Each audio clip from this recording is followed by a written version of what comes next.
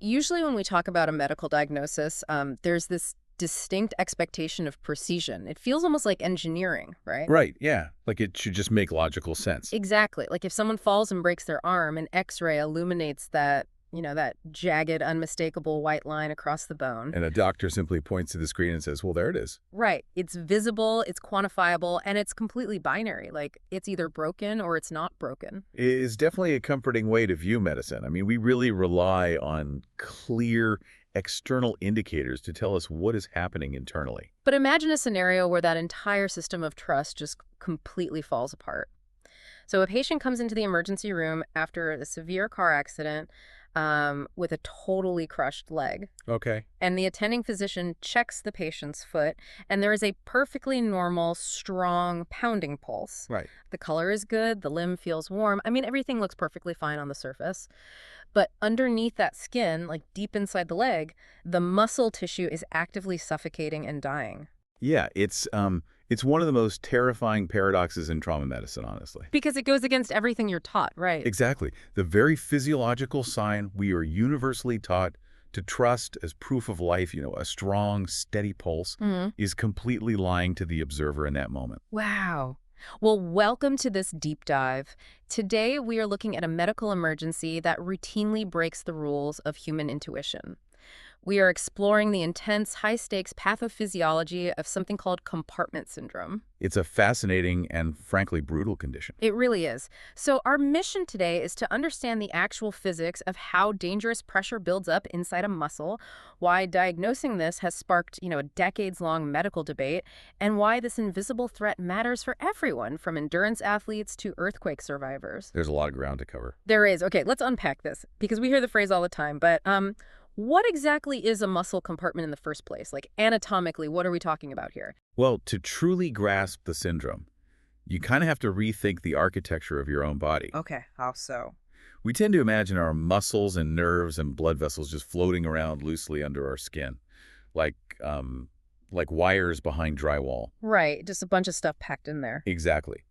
But they're actually highly organized. They're grouped together and tightly wrapped inside these closed, extremely tough, inelastic spaces. Inelastic meaning they don't stretch at all. Right. They have very little give. These spaces are constructed of this dense connective tissue called fascia, and we call these specific walled-off sections compartments. Okay, so that's the compartment. So then what is the actual syndrome part? Compartment syndrome happens when the pressure inside one of those closed fascial spaces rises so high that it mechanically overpowers and, compromises the blood flow to the tissue inside. I see. Yeah, and that localized lack of blood flow causes intense pain, nerve dysfunction, and, well, if the pressure isn't relieved quickly, actual muscle death, which is medically known as myonecrosis. So it literally all comes down to the physical properties of that wrapping. Completely. The best analogy I've heard for that tough, non-stretching fascia is like a sausage casing. Yes, that's a perfect way to visualize it. Yep. It's an incredibly tight, rigid sheath. And I mean, normally that casing is brilliant engineering for the body, right? It gives your muscles a firm wall to contract against, which gives you the leverage so you can walk and run and jump efficiently. Right. It's essential for biomechanics. Yeah. But it becomes a massive liability the second the volume of fluid inside that casing starts to increase. Because the casing itself can't expand to make room for it. It literally has zero give. Exactly. That physical limitation is the catalyst for the entire pathology. Because the space is fixed, any addition of volume creates an immediate problem. So how does that extra volume usually get in there? I assume this plays out in emergency rooms in a bunch of different ways. It does in a multitude of ways. Yeah. The most common acute cause is a fractured tibia, the large shin bone. Oh, sure. So a broken leg. Right. When that bone breaks, it bleeds heavily directly into the surrounding muscle tissue. Or you might see a crushed limb where the cells are physically damaged, causing massive fluid leakage from the local capillaries. So internal bleeding and swelling, filling up that sausage casing. But it can also be an external pressure problem too, right? Like a cast. Oh, absolutely. A rigid fiberglass cast that is applied too tightly over a freshly injured swelling limb can easily cause it. But, and this is what really surprised me in the research, it doesn't even require traumatic injury, does it? Like the sheer weight of a person's own body can trigger it. Sadly, yes. Yeah. This is a classic devastating scenario we see frequently in toxicology and overdose cases. Wait, really? Just from an overdose? Yeah, because someone falls unconscious and they lie entirely immobile on a hard floor, and their body weight pins their own arm beneath them for 10, maybe 12 hours. Oh, wow. And that external pressure from the floor, combined with the weight of their torso, it compresses that fascial space enough to restrict blood flow and trigger this entire cascade, all without a single bone being broken. That is wild. So we have this situation where fluid is pooling, or the space is physically shrinking, inside this rigid sausage casing. The physics of what happens next are just fascinating because it basically mirrors the behavior of an overfilled water balloon. That's a great way to think about it. Because the fascia won't stretch, it only takes a tiny amount of extra fluid or bleeding to make the internal pressure just completely skyrocket. Like if you're filling a water balloon at the sink, it expands up to a point, but once it reaches its structural limit, if you add even a fraction of an ounce more water. The balloon doesn't just get a little firmer. Right. It Yeah. suddenly feels rock hard. Yes. The scientific term we use is that the compliance of the space is exhausted. The volume has absolutely nowhere to go, so the internal pressure shoots straight up. And this pressure spike triggers an event that, according to the sources, is incredibly misunderstood. Oh, without a doubt.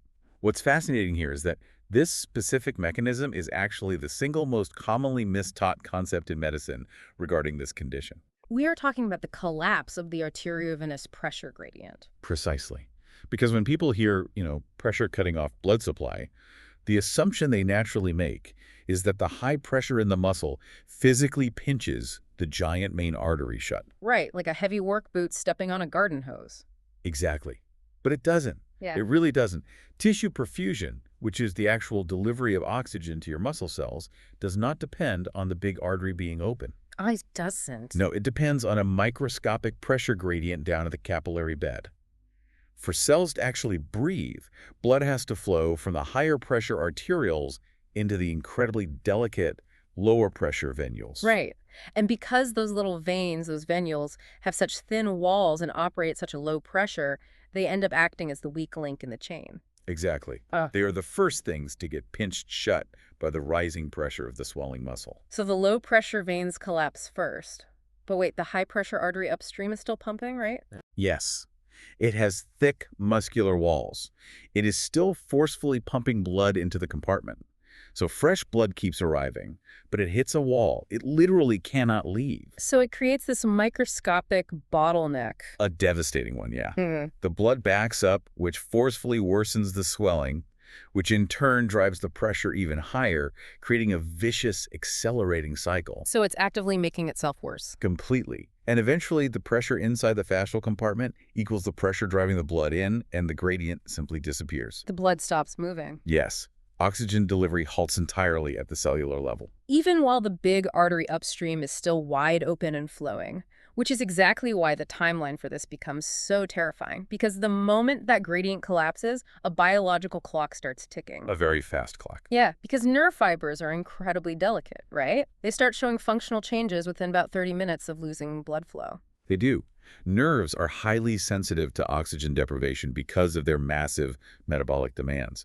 Within 12 to 24 hours of ischemia, the patient is facing permanent, irreversible nerve damage. They will lose sensation and motor control forever. That is so fast. Yeah. And the muscle tissue itself is on an even shorter fuse. Much shorter. Muscle tissue hits irreversible necrosis, meaning the complex protein structures of the cells are dead and cannot be resuscitated in just 4 to 6 hours of near total ischemia. Just 4 to 6 hours. Yeah.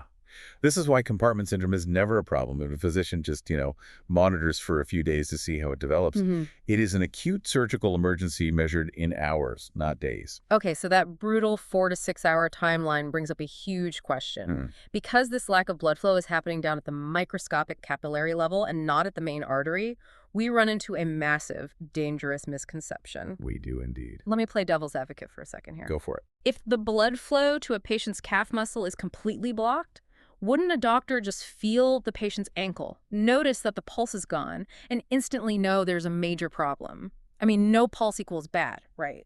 That seemingly logical assumption is exactly the myth that gets patients permanently injured. And it brings us right back to the paradox we discussed at the beginning. Right. A patient can have a completely normal, thumping pulse at their ankle, while the muscle deep inside their calf is actively dying. Because the main artery isn't what's being crushed. Exactly. The main artery is shielded by its own pressure. The pressure inside the swollen muscle compartment might be 40 or 50 millimeters of mercury, which is more than enough to obliterate those delicate capillaries and starve the muscle cell. Right, because they're weak. Right. But the patient's systolic blood pressure, the actual force driving the main pulse from the heart, might be 120. So that pulse just punches right through that localized pressurized zone without even slowing down. Waiting for a pulse to vanish in the foot means waiting until the internal pressure is so astronomically high that it finally crushes the main artery. And by that point. By the time that happens, the limb has likely been dead for hours. Wow. But medical students are still heavily taught the classic 6Ps for diagnosing vascular issues, right? Like, I remember these. Pain, paresthesia, which is that pins and needles feeling pallor, pulselessness, poikilothermia, which is the limb getting cold, and paralysis. They are taught that, yes, and it can be a highly dangerous mnemonic if it isn't taught with extreme nuance. Because they aren't all equal. Not at all. Those Ps are absolutely not created equal. So pulselessness and paralysis have to be incredibly late-stage signs then. Exactly. If a physician sees paralysis, the muscle and nerve have already failed. The earliest, most trustworthy clinical sign, the true red flag, is pain. But it's a very specific presentation of pain, right? It is. It's pain that is completely out of proportion to the initial injury. Because obviously if you snap your tibia in half, it is going to hurt immensely regardless. True. But compartment syndrome pain is this deep, unremitting, ischemic ache that breaks right through normal pain medications. And most importantly, it is pain that spikes dramatically upon passive muscle stretch. Passive muscle stretch, what does that look like in practice? Well, for instance, if you have developing compartment syndrome in the flexor muscles of your forearm, Okay.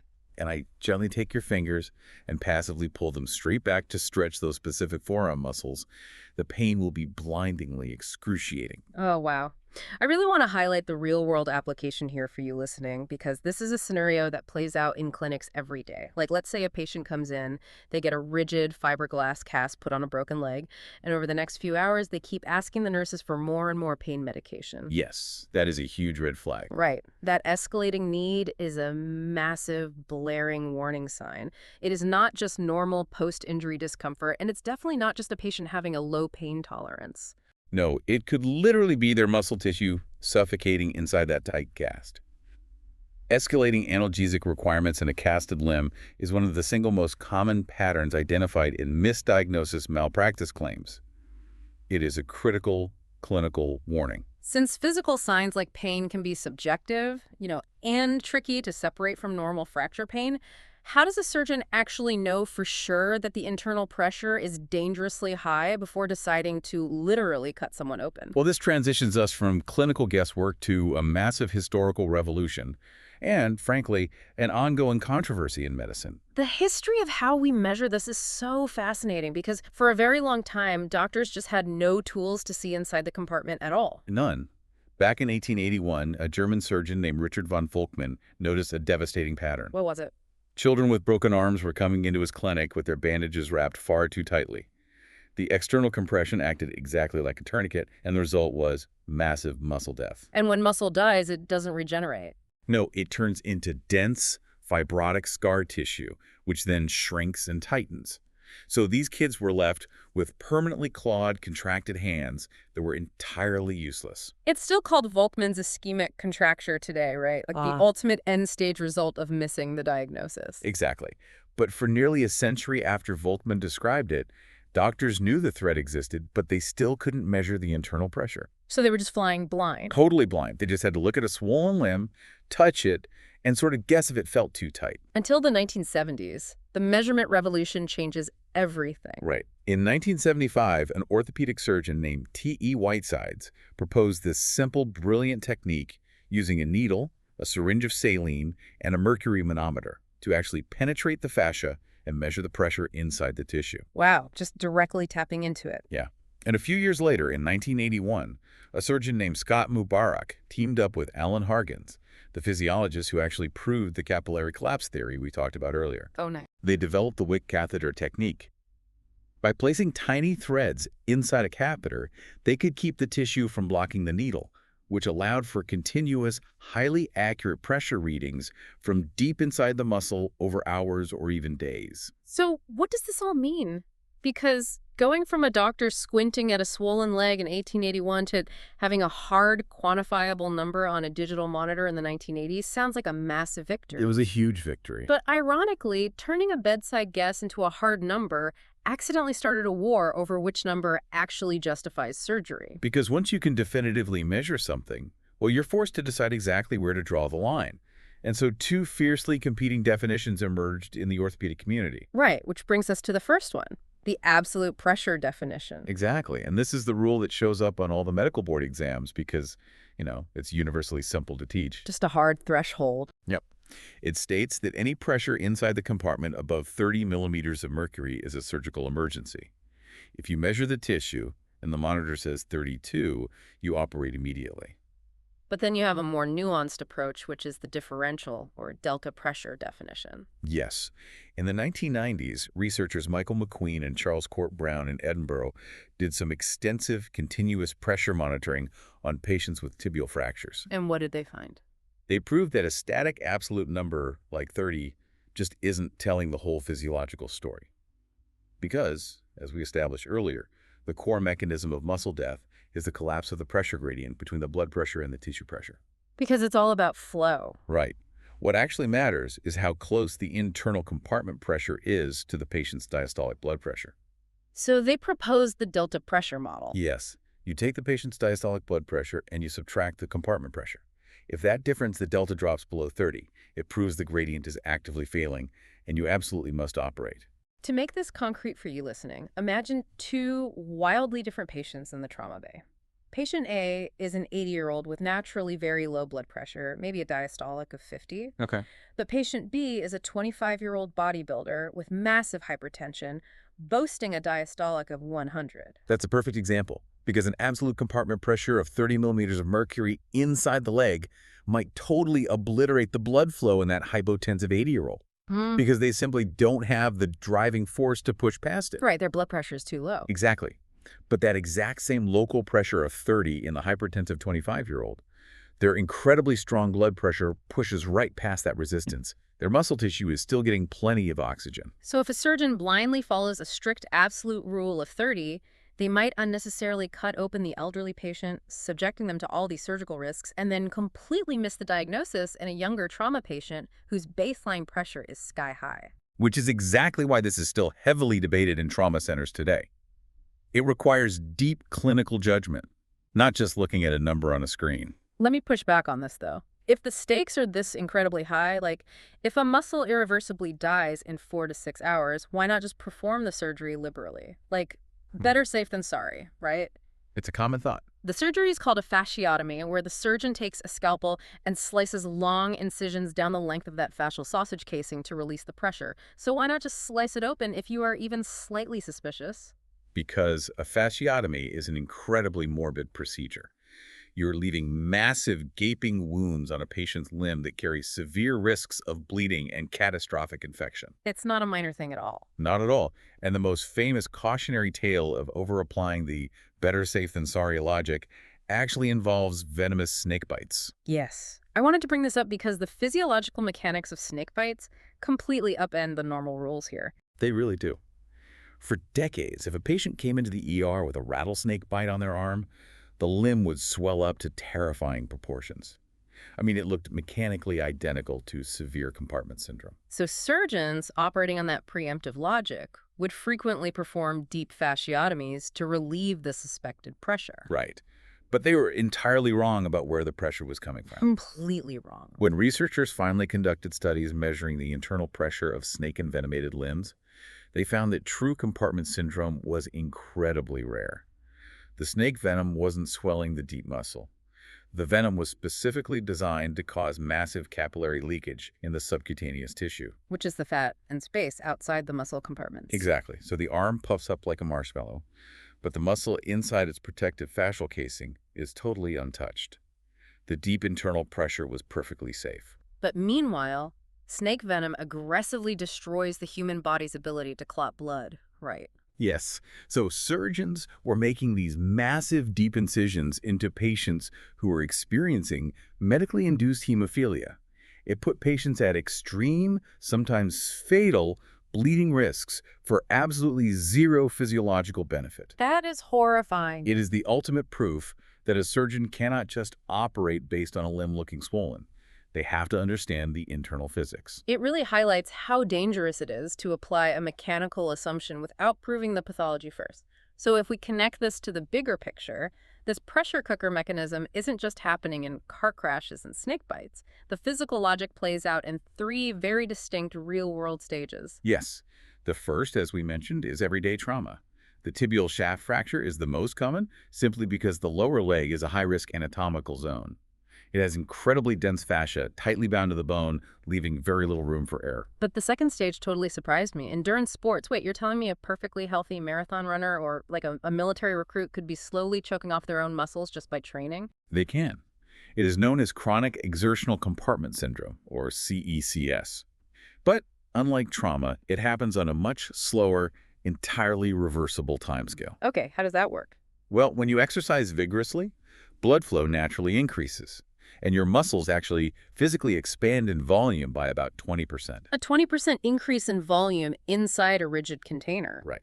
And for most of us, our fascia can just barely accommodate that expansion.